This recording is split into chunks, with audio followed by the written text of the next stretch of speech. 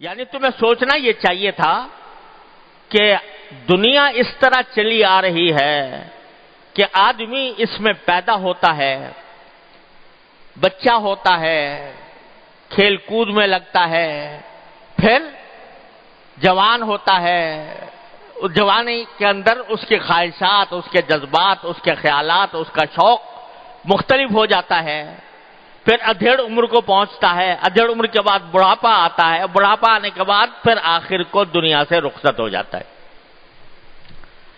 کوئی انسان ایسا نہیں ہے جو ہمیشہ رہنے کے لیے آیا ہو۔ اس بات پر ساری دنیا کا اتفاق ہے، چاہے وہ مسلمان ہو یا غیر مسلم ہو، ملحد ہو یا بے دین ہو، وہ جانتا ہے کہ ایک دن مرنا ہے۔ تو جب تم آنکھوں سے دیکھ رہے ہو کہ یہ انسان جو بھی آ رہا ہے وہ دنیا میں عارضی طور پر آ رہا ہے، جانے والا ہے یہاں سے، تو اس کا کوئی مقصد ہونا چاہیے۔ یہ ایک سفر ہے، اور جب بھی کوئی شخص سفر پہ روانہ ہوتا ہے تو اس کے سامنے ایک مقصد ہوتا ہے کہ میں فلاں کام کے لیے سفر پہ جا رہا ہوں۔ تو یہ دنیا جو ہے، یہ بھی دنیا کی زندگی ایک سفر ہے، اور اسی سفر کی منزلیں تم طے کرتے چلے جاتے ہو، چلتے جاتے ہو، یہاں تک کہ دنیا سے رخصت ہو جاتے ہو۔ تو کوئی مقصد ہونا چاہیے اس کا، اس زندگی کا۔ اگر مقصد صرف یہ ہے کہ کبھی کھا لیا اور پی لیا، سو گئے اور زیادہ سے زیادہ آرام حاصل کر لیا، تو تم میں اور جانوروں میں کیا فرق؟ جانور بھی کھاتے ہیں، پیتے ہیں، جانوروں کو بھی اللہ تبارک و تعالیٰ رزق عطا فرماتے ہیں، جانوروں کو بھی اللہ تبارک و تعالیٰ بہترین لباس دیتے ہیں۔ ان کے لباس ایسے ایسے لباس ہیں کہ ان کو انسان قیمتی لباس سمجھتا ہے، بہت بڑے قیمت دے کر وہ حاصل کرتا ہے، اور اپنے آپ کو پر فخر کرتا ہے کہ میں نے وہ لباس پہنا۔ وہ اللہ تعالیٰ نے ان کو مفت دے رکھا ہے۔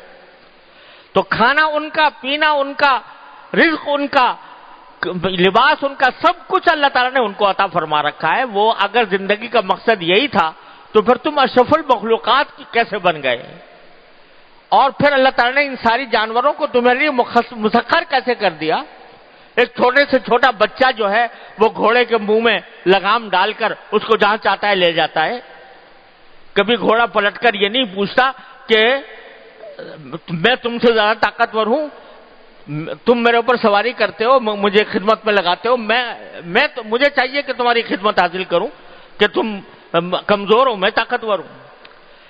تو تمہارے اور جانوروں میں اور کوئی فرق ہے نہیں، سوائے اس کے کہ ان کا ایک مقصد زندگی کھانا پینا اوڑھنا بچھونا ہے، مر جانا ہے، لیکن انسان کا مقصد زندگی کچھ اور ہے۔ وہ کیا ہے؟ وہ قرآن کریم میں دوسری آیت میں بیان فرمایا، وَمَا خَلَقْتُ الْجِنَّ وَالْإِنسَ إِلَّا لِيَعْبُدُونَ۔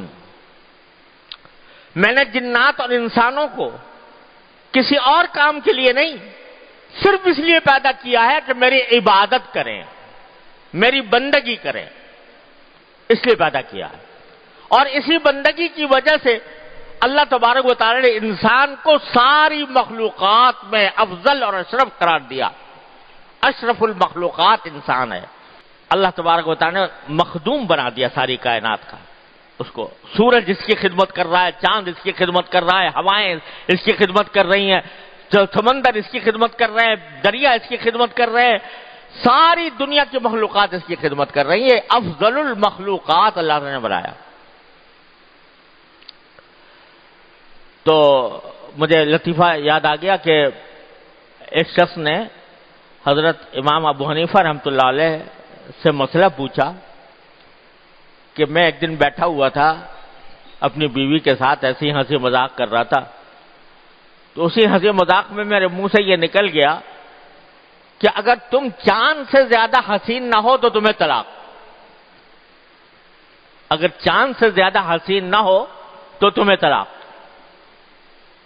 اب وہ کہہ تو دیا زبان سے، لیکن اب پریشان ہوا کہ یا اللہ میں کیسے ثابت کروں کہ میری بیوی جو ہے وہ چاند سے زیادہ حسین ہے؟ تو یہ تو بات ایسا لگتا ہے کہ طلاق پڑ گئی۔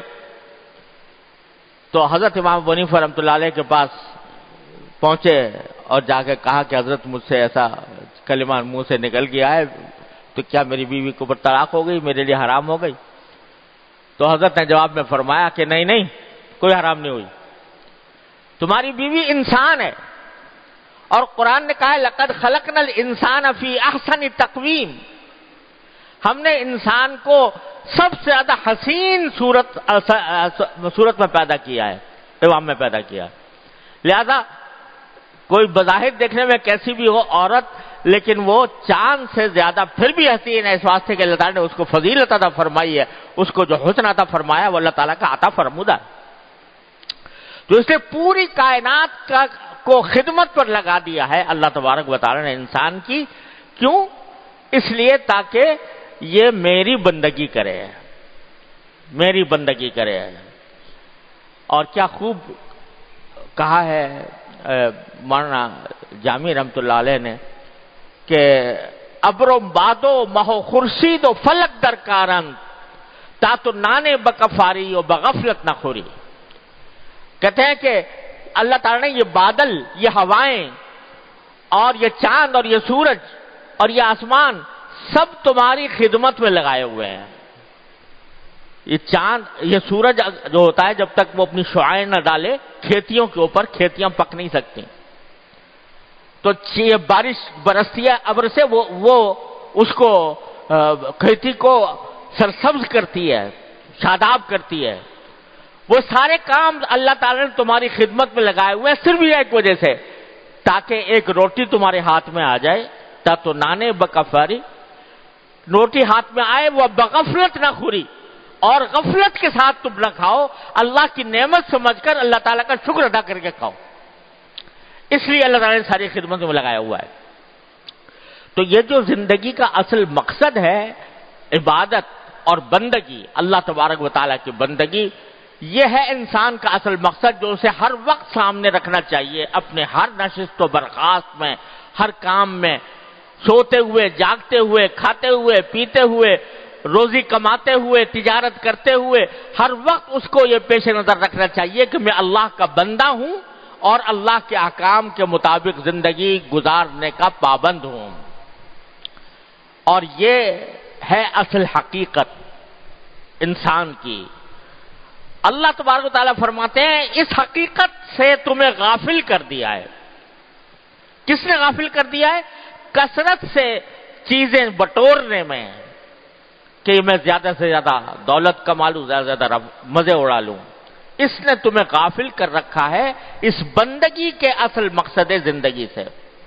اللہ تبارک و تعالیٰ یہ شکایت کر رہے ہیں، غافل کر رکھا ہے۔